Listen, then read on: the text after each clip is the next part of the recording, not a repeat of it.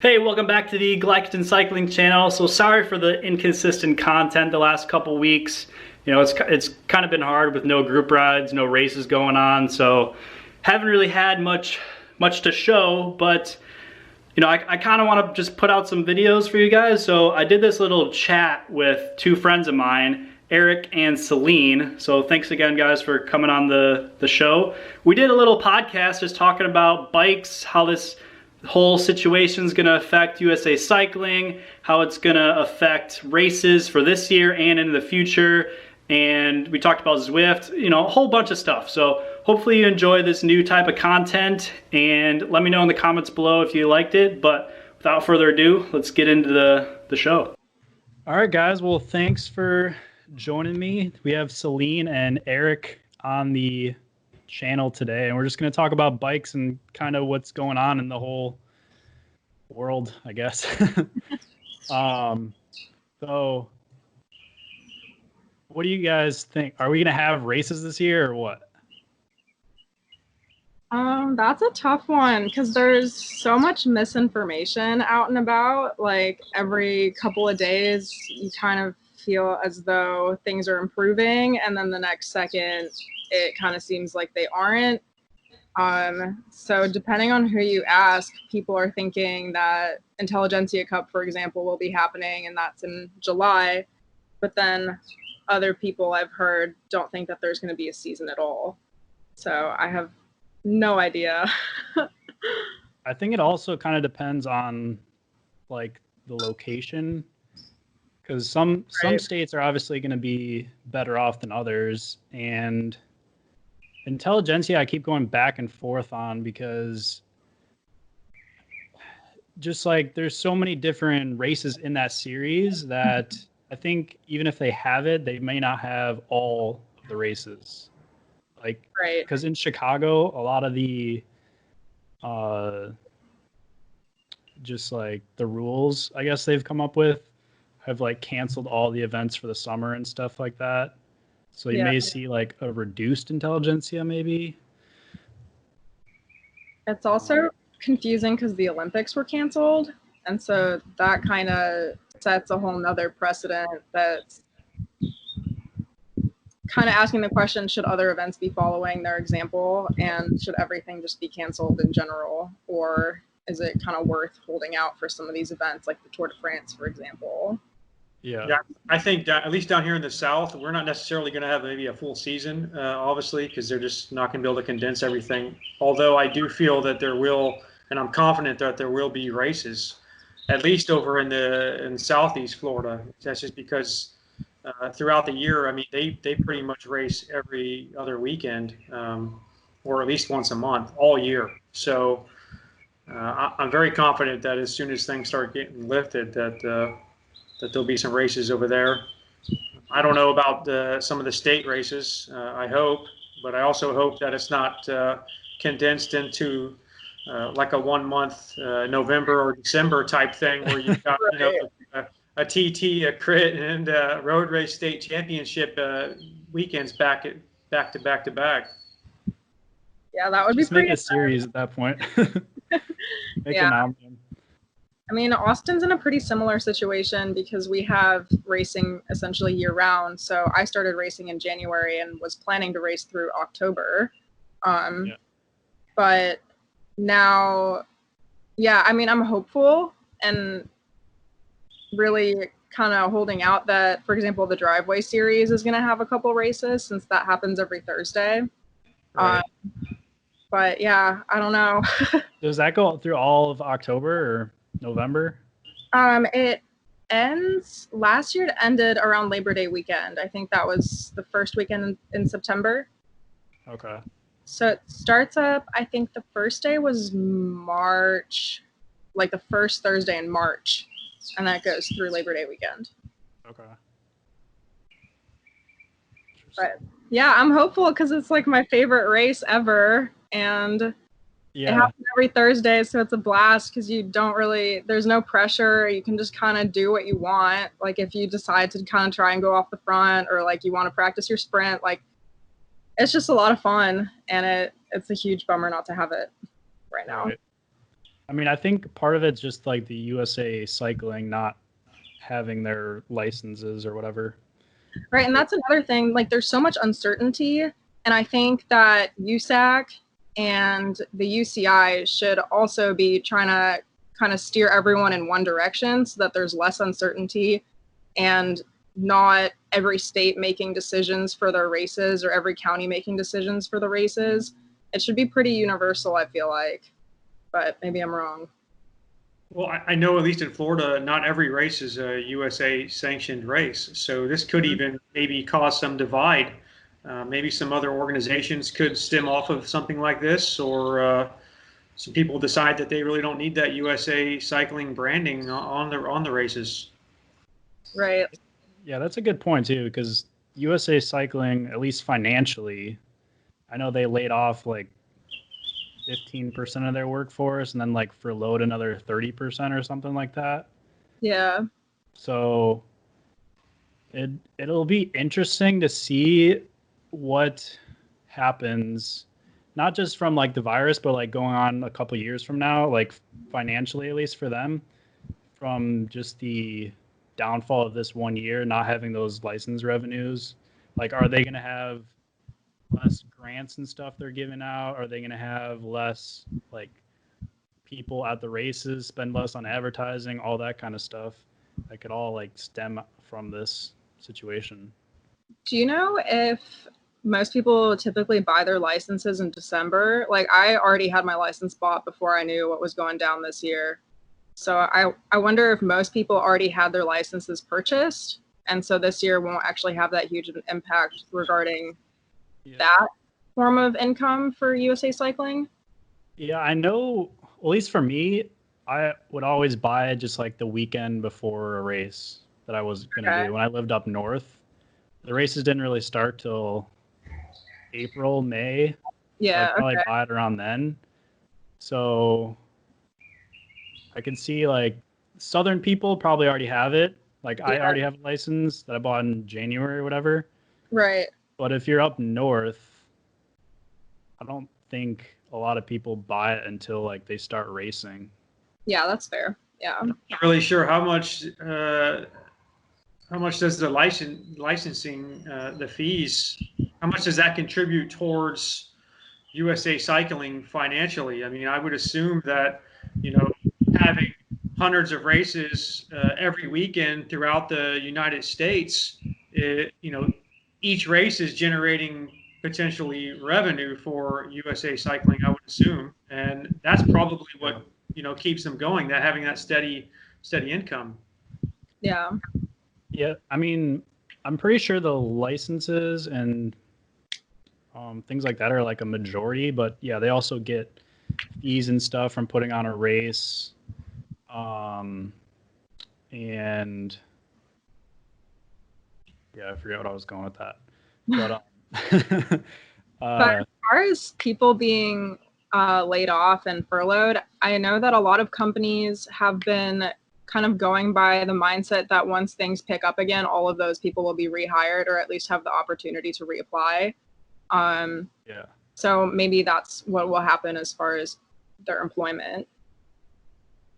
Yeah, I mean, I hope so, but it's hard to say. Like, there's also been like a huge influx of people buying bikes and stuff, so that also could be super helpful if people get these bikes and they're like, hey, maybe I should try a race or whatever, and they end up racing next year or something like that. Yeah. To kind of stem off of what you're saying, Thomas, I did a little research into that, and I think that the majority of bikes being sold now, a large market of it is obviously e-bikes, beginner bikes, hybrid bikes. The high-end race bikes, I don't necessarily think are flying off the shelves right now. Yeah, so my mom just got an e-bike. Yeah, I mean, there's nothing wrong with that, but yeah. I don't know if maybe those people will ultimately get interested in racing.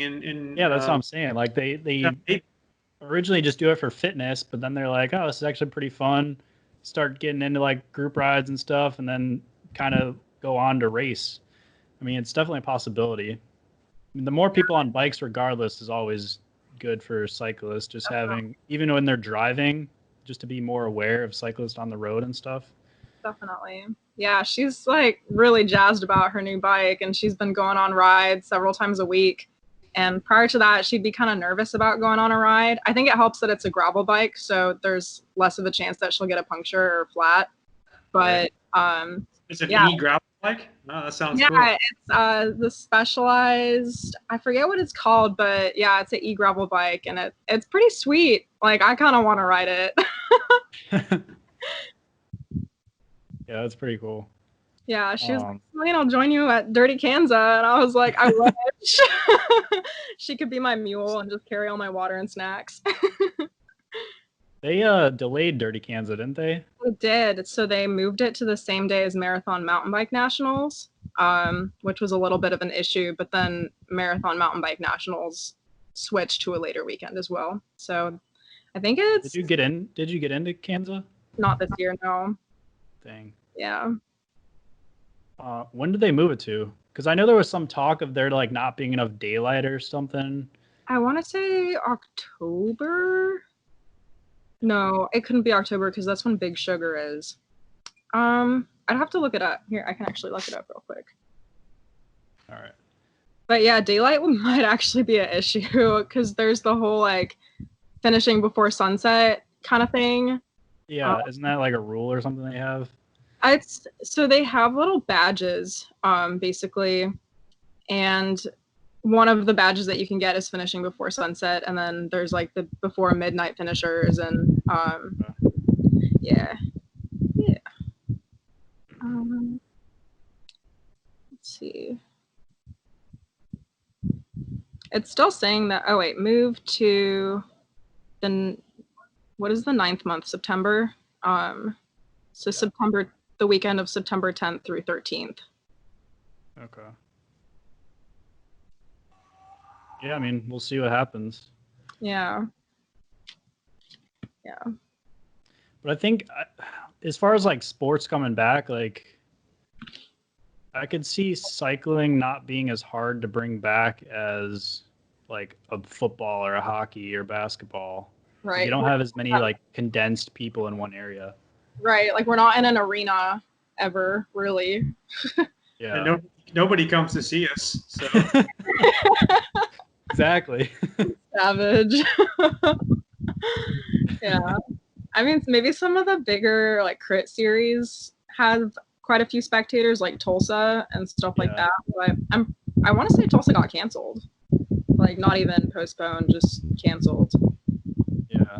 I mean, that's a hard thing about these races too. Like even if you, and with there being so much uncertainty as well, even if you have like, you're going to say you're going to push it back, well, you have to know like multiple months in advance and then get like a permit for that location for like police to shut down the road, right, stuff like that. So like if you say, okay, we're going to have it 3 months from now. Yeah. Okay. But you don't necessarily know what's going to be happening. So, yeah. It's a difficult situation. Something else I thought about was, these events that get planned, cycling races and whatnot are planned, 6 months, 3 months, or maybe even a year in advance. But if you start thinking about it, like a lot of these towns and cities and areas have things that go on every weekend. So it's not just cycling or races that have been canceled. It's the festivals, the carnivals, the fairs, the family events, the school events, all of these other things that occur at these parks and at these areas that are also going to be either they've been canceled or they'll be postponed, and they're going to have to find room for those events too. So right. It's not like it's just going to be an open window. Let's just say from September till the end of the year, where they can just go crazy and schedule events every weekend. It's not necessarily going to work like that. Right. Yeah, that's a good point. Yeah, I mean, it's going to be really who comes first, and I guess probably who has the biggest checkbook. I don't know. I don't know how that all works, but yeah, that's kind of where gravel races get lucky because who else is using those roads? Yeah, that's true. Yeah. How do you think this is going to affect like sponsors and stuff? and like smaller teams, because like teams have sponsors, give them money, and then they can have, use that money for their expenses or whatever for the whole year. But they kind of want like that marketing too. So do you think this is going to affect teams going into 2021 and like not as many sponsors wanting to give extra cash? It's a tricky question because it all depends on who the sponsor is. So like a lot of bigger corporate sponsors, I feel like won't have as many problems. And if you're looking at specific bike sponsors like Specialized or Cannondale or Giant, there's a lot of people purchasing their bikes right now. So I feel like that's kind of helping them out. And like other sponsors, such as like sunscreen sponsors, are also getting purchased because more people are spending time outside. Right. But then the one sponsor I kept thinking about was kit sponsors, because I know our team is planning to reuse the kits that we ordered this year. So I don't know how that will change. And I don't know that people are really putting in mass orders for kits right now. Right. So ideally, they're even easy to get. Right. A lot of them could be manufactured in foreign countries and stuff where the supply chain's all messed up. Like a lot of people didn't get their kits this year even in time, or wouldn't have, because a lot of them were being manufactured in China, and that's where everything kind of all blew up. But ideally, it won't impact teams because there's enough of the random sponsors that are actually profiting right now. But I kind of feel like it will. Like there are teams that kind of survive year to year, and it's not something that anyone expected happening. So I doubt that they were prepared for this. Right. Yeah, and I don't think that the sponsors within the cycling industry are necessarily going to suffer any more than anybody else. But I feel that, like I know with our team, we have a lot of private sponsors, local sponsors. These are just individuals or corporations that just are passionate or enjoy cycling because there is no return on investment for them. I mean, the reality is that people aren't seeing their logo on my kit from me at a Cat 3 race locally here in Florida and going and Googling or buying that product from that person, most likely. So yeah. As long as these local businesses and individuals can maintain their business after this, then I feel that they could still potentially be sponsors and help with the team.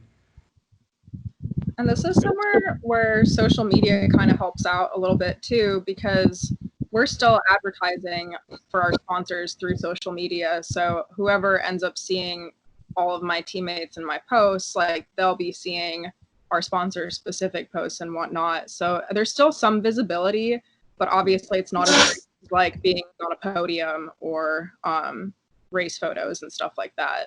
But at least it's something to still kind of advertise for them. I'd say that's probably like the majority of like eyeballs that get on their products is from social media. But that's a good point.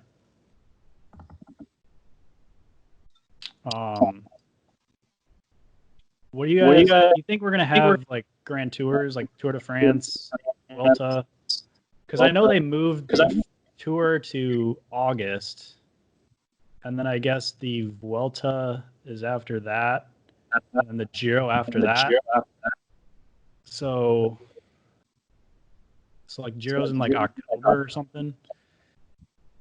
I mean, they might end up being on Zwift. Could you imagine Tour de France on Zwift? I don't think that'll ever happen. I know Sagan like hates Zwift, which kind of makes sense. Like sprinters just don't like Zwift because it's all about FTP pretty much. It is. It really is. Yep. But I don't foresee how they can do logistically those three big Grand Tours back to back to back. That just seems Yeah. And then you have Worlds in between there as well. there's just too much that can go wrong. So I think that if any of them happen, it'll obviously be the Tour de France, but I'm unsure about the others. Yeah. I It's just also don't know gonna how they're gonna have it in August still. I don't see things going quite back to normal by then. Yeah. And then that'll also dramatically impact which riders go to what, because you can't be peaked for all of those. And so it's kind of going to divide teams up, I think. And they're going to have to basically send one rider to one particular tour and hope for the best. Yeah, because I mean they're basically like 1 or 2 weeks apart now as well, so you can't Yeah. really ride. I mean, yeah, you can't really ride all 3 or even 2. You could try, but it'd be not ideal.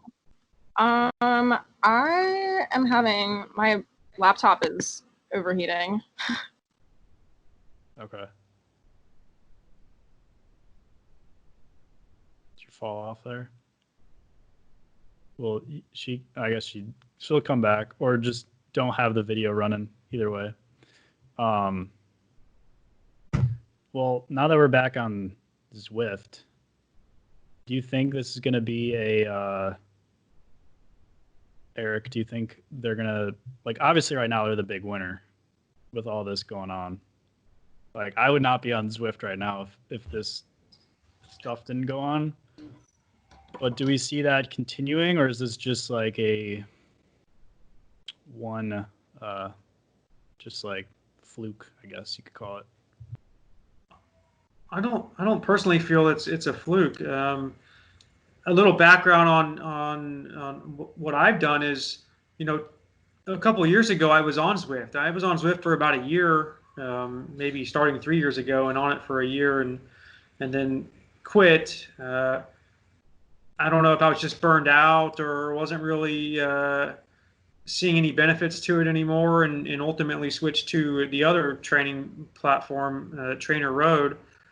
I used that for a little while, and recently canceled it and went back to Zwift just because maybe it's the lack of group rides and racing that kind of attracted me to go back to the Zwift platform. And I mean, honestly, I've actually been kind of enjoying it.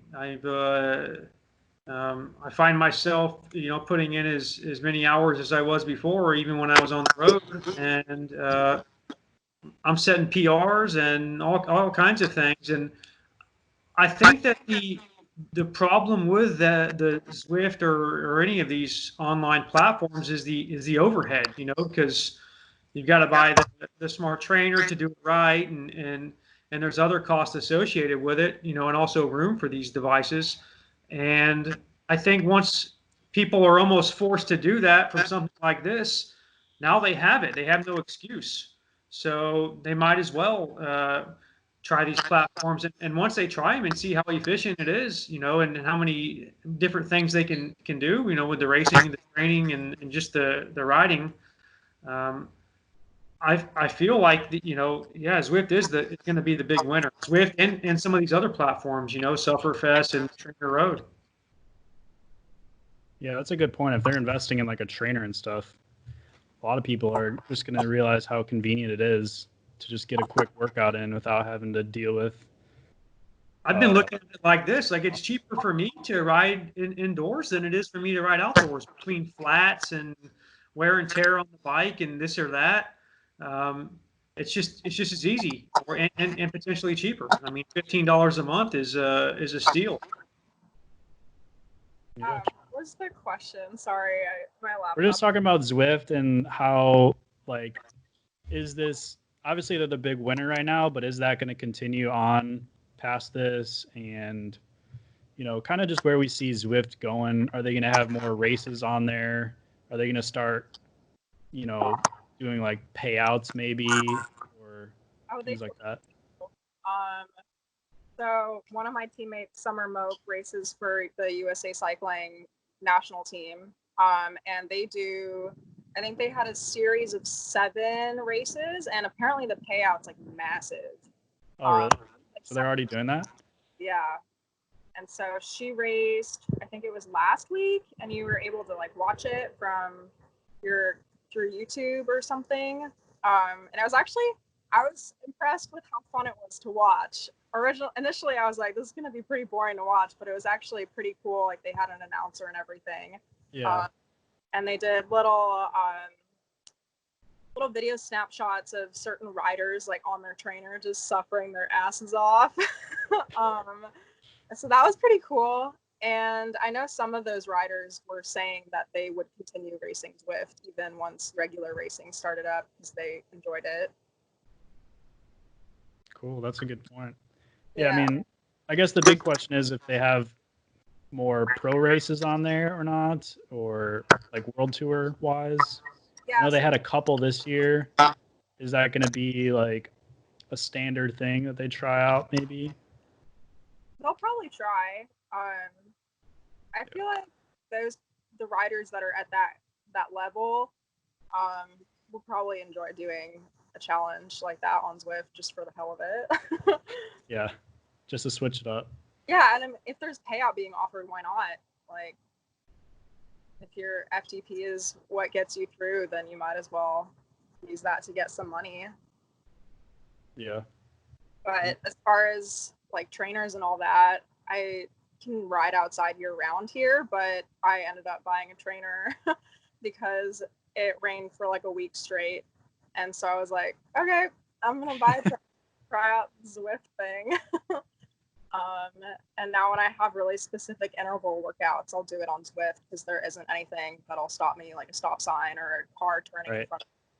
Whatnot. Yeah, that's one good benefit is just like the workouts and stuff that you can customize and things like that.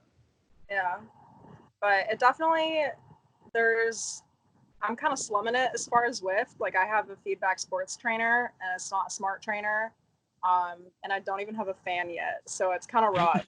Man, that is rough. I just ordered like this dryer fan that's supposed to be the bee's knees, and I'm hoping to get that either tomorrow or Monday. And so that'll be that's 4 fans. I have one on my back. I have 2 of these tower fans in front of me, and I'm gonna have this dryer fan like pointing straight up because yeah, you can just overheat so fast, especially down here in Florida.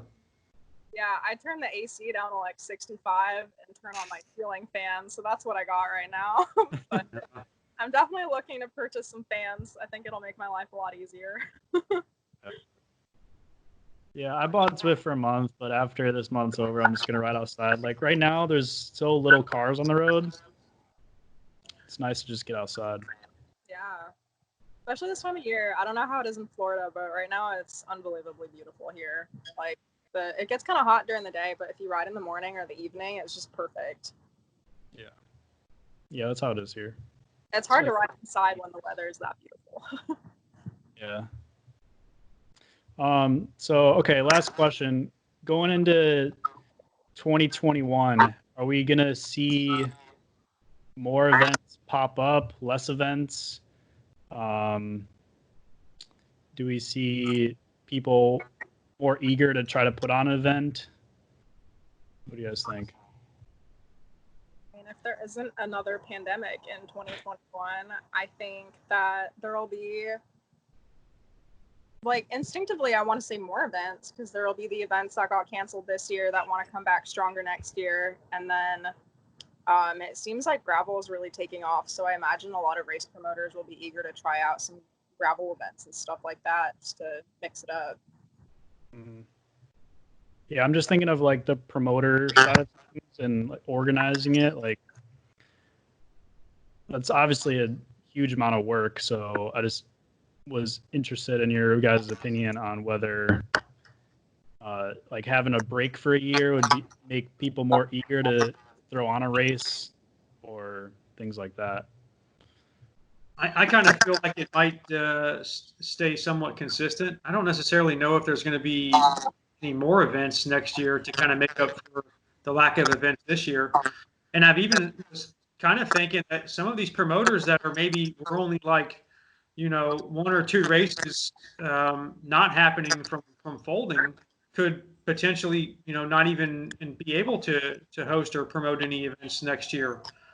And also, same thing with some of these events. I mean, if you've gone to some of the races and if you've noticed that there's a lack of participation, I mean, and it's slowly been going down, let's just say in the last 10 or 5 years, this could be like the straw that breaks the camel's back. I mean, it's just, you know what, we're not even going to go back there. Look, it's been declining every year. And then, we didn't even do it in 2020. So we're not even going to go back in 2021. We don't, it's not worth it. There's no profit. I wonder if that's like one side of it. And I can see how you'd be right. But then on the other hand, there's a lot of races that organically will take a year off and then come back and try to make their event better the next year. Like, for example, Iceman's Challenge is a really huge gravel race here in Texas. And last December, or maybe it was November, they sent out an announcement. They were like, hey, sorry, we're not going to do this event. We'll be back next year and it'll be better than ever or whatever. So they kind of did that without any international crisis forcing them to. And so I'm kind of wondering if maybe giving some promoters a break, like forcing them to not have their event, is beneficial in some ways. But I don't know exactly the logistics of being an event promoter, so I don't know if that is logical at all. Yeah. Well, that's pretty much all I had. I don't know if you guys had anything else you wanted to discuss. No. All right. All right. Well, appreciate you guys coming on, guys. I think that was a good conversation. Hopefully people enjoyed. See you, Thomas. Nice meeting you. Alrighty. All right. Ciao. Bye. All right. Talk to you guys later. Thanks again to Céline and Eric for coming on the show. I really appreciate it, guys. And thank you for watching. Make sure you give this video a thumbs up, subscribe if you're not already, and I'll see you in the next video.